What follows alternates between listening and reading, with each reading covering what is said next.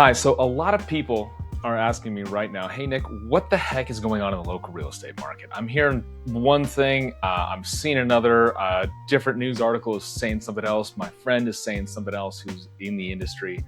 We're gonna actually break that down in this video, exactly what's happening and what's to come.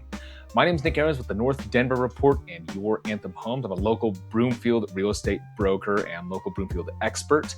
And we're gonna break down supply and demand, days on market, so you know exactly what's happening in the real estate market right here in Broomfield. Before we get into things, there are three really important pieces of the puzzle to understand. Number one is supply. How many active homes are currently on the market? Second most important thing is demand. How many active buyers are looking to purchase homes right now? Because we look at supply and demand, we know if prices are trending up, trending down, or in the middle. Now the relationship between the two is called days on market, and we're gonna look at that as well. Now the last little bit of information I'm gonna touch on in here is not only seasonal trends, but also what's happening with interest rates and what's likely to come because of all of those external factors that impact our local real estate market. So first thing I'm gonna do is I'm gonna jump in, share my screen, and go to Broomfield as a whole before breaking down Anthem and baseline communities so you guys know exactly what's happening. In order to do this, we're gonna use the most accurate data possible. That's gonna be the information from the multiple listing service, the actual MLS. Now that's where Zillow, Redfin, Realtor.com, Homes.com, Compass, EXP site, Remax, they're all paying a subscription service to access that data and put it onto their sites. So let's go to the actual source of it and look at what's actually happening here. So let's move my head out of the way. We're going to go into the matrix here, which is the setup for it. So every home that's ever been on the market, sold, didn't sell, had a price reduction, that's all going to be right in here for us. Let's move my head out of the way. First thing we're going to do is just type in Broomfield. And we're going to look at the active homes. So right now we have 331 active homes on the market within the city of Broomfield. Now, what we want to look at first is that supply and demand, right? Where are those trends? So to do that, we are going to look at how many homes are pending, which we have 154. So we have just under 50%, which gives us just over 2 months supply. What that means is home prices are slightly on the way up here in Broomfield, Colorado. Not up a lot, they're not level, they're not declining. Right here, the data is showing that we're actually on the way up. Now, when that number of days, when this is about a third, that indicates 3 months of supply, which means that home prices are about level. So when we have a 3-month supply of homes, typically that means prices are level. The national stat, from a national perspective, is 6 months. However, that doesn't quite apply here to our local Denver and Broomfield, Boulder real estate markets. So next thing I want to do is look at how many pendings and withdrawals there are, because sometimes this gives us an indication of something happening in the market. So we've got 51 homes that did not sell. That comes out to 13% of homes that were put on the market did not sell. So we can expect, on average, 13% of that 331 homes will not sell. They will be pulled off the market. Maybe it's bad marketing, maybe they just priced too high, it was a wish list number that they could never get. There can be a lot of different reasons for it. Now what we're going to do is we're going to break down Anthem and baseline specifically. So we're going to go to the map, we're going to zoom in and draw a line just around the Anthem communities. I'm going to take out Anthem Ranch, it's its whole own set of data. Let's grab the reserve here. And come around baseline, double click that. So when we're looking at specifically the Anthem, Anthem Highlands, Anthem Reserve communities as a whole, we have 23 homes that are active on the market. So in order for home prices to be level with that supply and demand, what this would indicate is we need about 7 homes pending to 8 homes that are pending. If it's higher than that, that indicates that prices are on the way up. So let's go to the pending sales. So we're at 16 and 23. So we have about, what does that mean? About 1.5 months supply. So homes in the Anthem area are actually going up in value at a faster pace than Broomfield City as a whole. Fun fact for you, over the last 3 years, Anthem has actually outpaced Boulder as a city for appreciation. We do really, really well here. But there's more to the story than just this that I want to break down for you. So in going back through this, I checked something that you're going to want to know. And it's something that a lot of our local real estate brokers probably won't want to show you or tell you. It's specific to Anthem. So let's jump into it right now. I'm going to move myself aside, and so we're back here. Again, the only criteria we have is City of Broomfield, pending sales. I want to show you this though. It's 2 pieces. First is how many homes didn't sell in the community. So 4. So about 25% of the homes in our community didn't sell. So 1 out of 4 times when you see that sign in the ground and you're driving home or driving the kids to school, driving back from work, there's only a 75 to 78% chance right now in today's market that that home is actually going to sell. But here's the more important piece. If we look at this, closed sales, we can go to the results and we can actually tabulate and find some interesting information here. Where's this? Stats, tabular. And this will actually tabulate out a lot of the information that we're seeing and add it all up. So here's what we want to look at is this average closed price to original list price. So on average, this is closed price to most recent list price here. This is the original listed price. So from the original listed price, the average home seller is losing just about 3% of what they could have been earning. Now, as that price started to come down, as that home sat on the market and they kept those holding costs for the home, eventually it did sell, and it did sell sort of close to list price, but still under that reduced list price. It was kind of an uphill battle here. An average of 64 days on the market. That right there is a very telling stat to me. What that 3% indicates to me as a professional who's been doing this about 15 years, who's sold, just somewhere around 350, 400 homes, is that who you hire matters more than ever right now in today's real estate market. There are some real estate brokers who are losing sellers a lot of money and causing a lot of stress with the home sitting on the market a long time. And then there are other real estate brokers who are selling homes properly, marketing them well, and selling them for top dollar within the community. I cannot emphasize that enough. Who you work with matters more than ever based on this information. Now, we're going to look at baseline, which is a very different story than what's happening right across the street over in Anthem. So let's get to it. First things first, you guys know the drill. Let's jump in. Let's create a map. Oh yeah, I got to add all of the other new construction that we've got going on here, up down to 160th Avenue. So first thing we're going to look at is not closed sales. We're going to look at active. Let's go to supply and demand again. So we've got 27 homes active on the market. So in order to be a balanced market, we should see between 8 and 10 homes when I click that pending button. That means home prices in the community should be about level. It's a little different here because of the amount of new construction that we see. So pending sales is actually 2. What that indicates is that home prices are on the way down. Now, that's a little bit of a misnomer because of the amount of new builds and new construction and what's happening here in the baseline community. So to get into more depth on what I mean by that is let's look at the closed sales over the past 30 days as well. We've got 5 closed, 2 pending. So that's 7 of the 27. So 7 of the 27, we're still pretty slow though. We're not quite at that balanced market. We are still dipping in price according to that, stat of supply and demand in the average days on market here.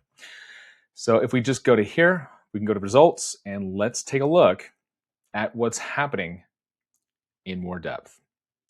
So here's what we're seeing here, right? Let's go back to these averages and we're looking at from original list price to closed price is 101.38%. Now that's because of the new builds. What they're able to do with the brand new construction is they're able to actually increase that sales price and give a lot of money back in concessions towards closing costs, towards a lower fixed interest rate, towards updates at the design center, all kinds of different things. So that's not a reflection of the resale market. That's a reflection of the new construction market that's turning over. I hope that makes sense because it is pretty technical. Of those stats, the important piece is to look at what's resale, what's happening in that world, and what's happening with the new construction world, because they're treated very differently.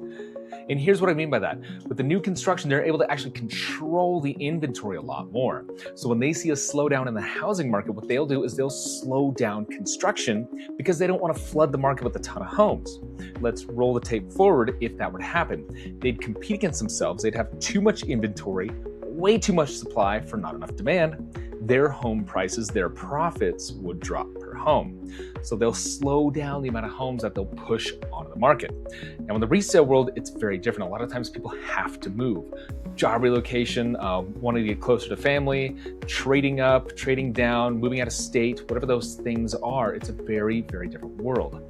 The other thing to keep in mind about new construction is they're able to pay a home buyer for a lower fixed interest rate.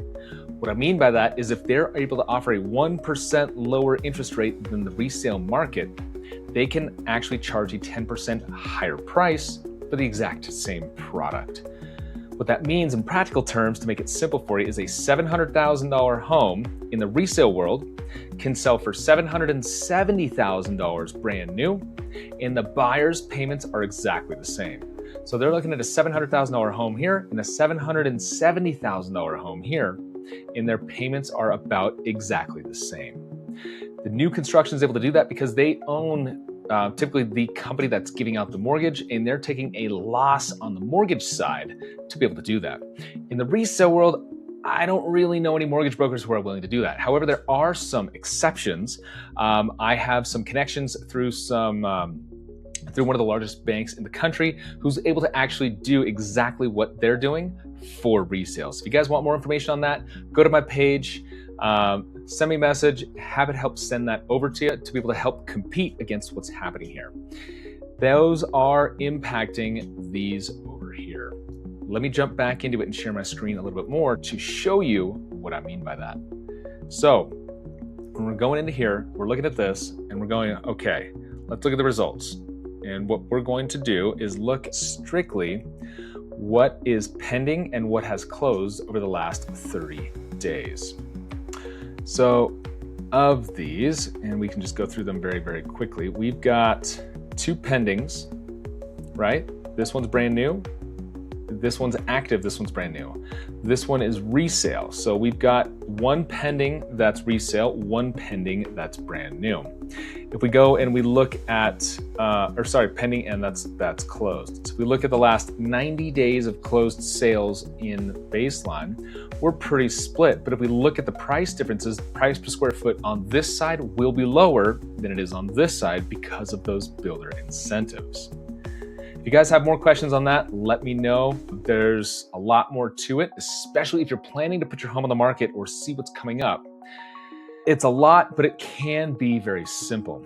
Now, here's one thing I do want to tell everybody who owns on this side of baseline. Hold on to your property if you can, because once this is built out and sold out, because West Village is already sold out there, these homes over here are likely to appreciate quite well and hold value very, very well when a lot more of these are sold. It might take a couple of years, but if I were you and you're in a situation where you can hold on to the property and rent it out, I am a firm believer that all of this baseline area is going to appreciate very, very well. So all that said, what's going to happen now moving forward in Broomfield, Baseline, Anthem, Boulder, Denver areas? What's happening in the real estate market? Well, there's 3 main things that are going to be driving what happens next. One is international conflict and geopolitical conflict that's happening. Typically when that happens, home buyers get out of the market for about a month or 2, and then they get back into the market. We're starting to see a lot of home buyers come back into the market. Number 2, interest rates. Where are interest rates going? Right now, interest rates are about 6.5 to 6.8% for a 30-year fixed. That's way up from about 60 days ago, which has pulled a lot of home buyers out of the market. A reason being is now, instead of being able to afford that $800,000 home, they're stuck only being able to afford about a $740,000 home instead of $800,000. And that's a big difference in product when you're looking at, how much enjoyment and fulfillment your family is going to get from that home. That $60,000 gap is quite a lot. I do believe rates will come back down, and I do not believe it's a bad time to own a home. What's important from a home buyer's perspective is the question of, is it a bad time to own a home? Another question is, hey, when rates did drop way down, what happened to home prices? They shot up, and they shot up really fast. So if you want to wait for rates to come down, do expect to overbid, overpay, remove a lot of your contingencies and ways out in the contract, and have to move really, really fast.